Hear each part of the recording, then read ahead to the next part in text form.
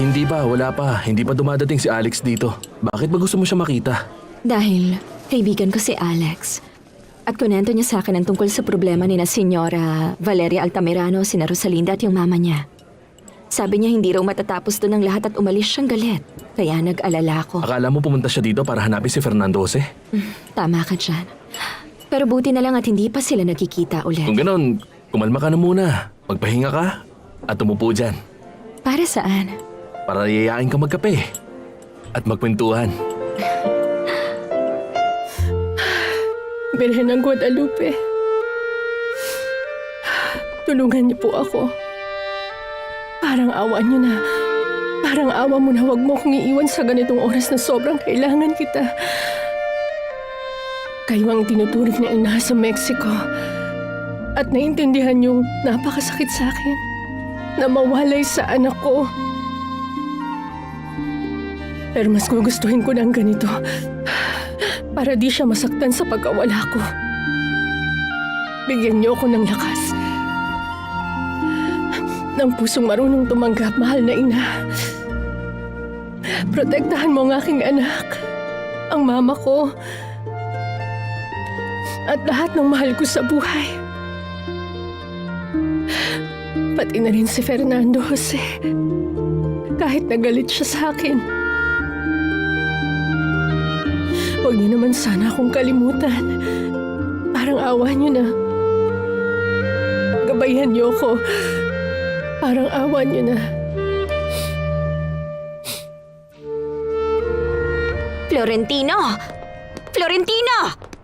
Ay, may kailangan kaming sabihin sa'yo. O bakit ganyan ang mukha nyo? Mukha ka naman nakakita ng multo dyan. Kasing puti ng papel ang mukha nyo. Eh kasi naman pare, galing kami sa lugar na alam mo na kung saan dinatala ang mga patay. Ano namang ginagawa nyo ron? Pinatawag kami para kilalanin yung bangkay. Diyos ko naman, tapusin mo na ang sinasabi mo. Ano nga yun? Tungkol kay Miserias. Ano?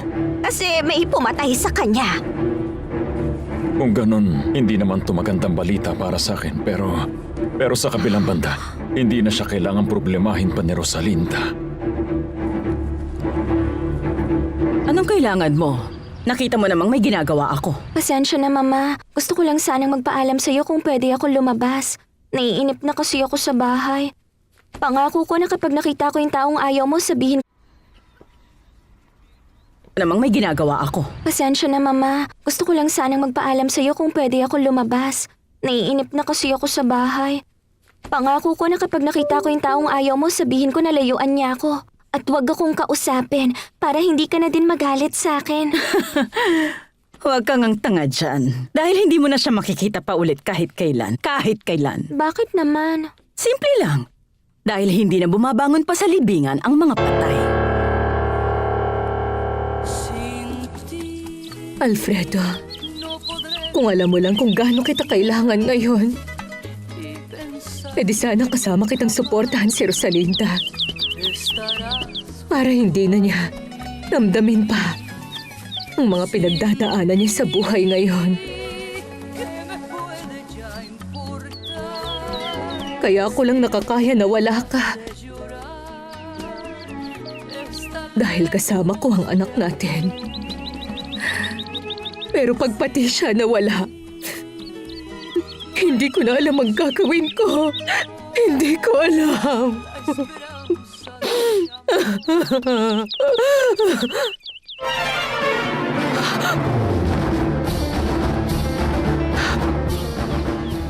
Sandali! Huwag, Berta!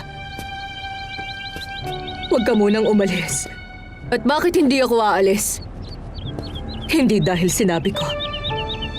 Nakikiusap ako. Wala naman tayong kailangang pag-usapan pa. Alam kong hindi ka masamang tao gaya ng pinapakita mo. At bakit mo naman naisip yan? Dahil alam ko kung gaano mo minahal si Alfredo. At naging mabuti ka sa kanya. Pero grabe rin ang galit ko sa'yo at pati na rin sa anak mo. Dahil sa inyong dalawa nawala sa akin si Alfredo. At yun ang hindi ko kayang tanggapin. Kahit kailan.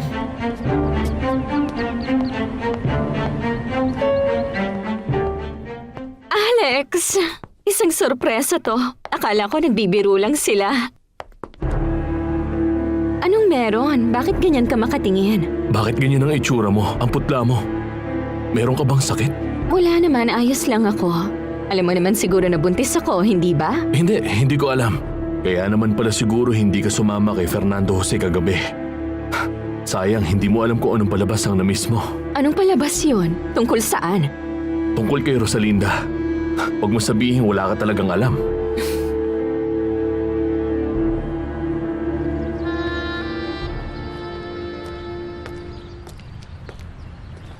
Cuando estoy contigo, no me importa nada, solo tu cariño, solo tus palabras. Cuando estoy contigo, se cambia mi vida a un mundo divino, oh, oh, lleno de alegrías.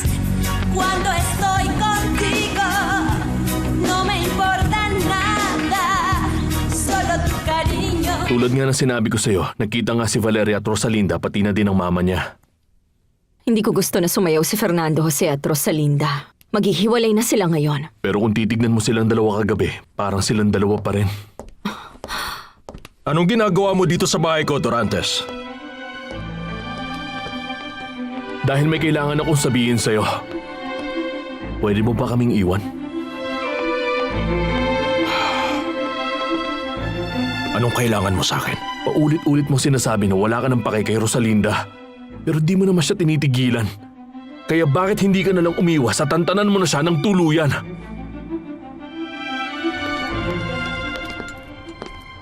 Rosalinda, ayos ka lang ba? Opo, Papa. Ayos lang ako.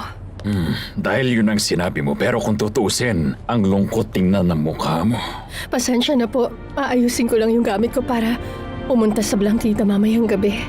Oo nga. Alam ko na yan. Talagang sikat ka na ngayon. Salamat sa mga nanonood at sumusuporta. Sana makapanood ka rin minsan. Sabihin mo lang at isasara ko ang pwesto ko sa araw na yon. Dalhan mo ako ng pusolito, ha? Sige. Ayokong istorbohin ka pa. Sana tuloy-tuloy pa ang tagumpay mo. Salamat, Papa.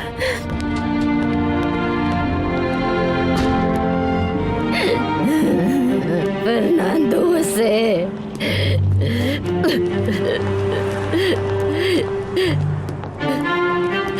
Fernando Jose. Anak ko. Anak ko.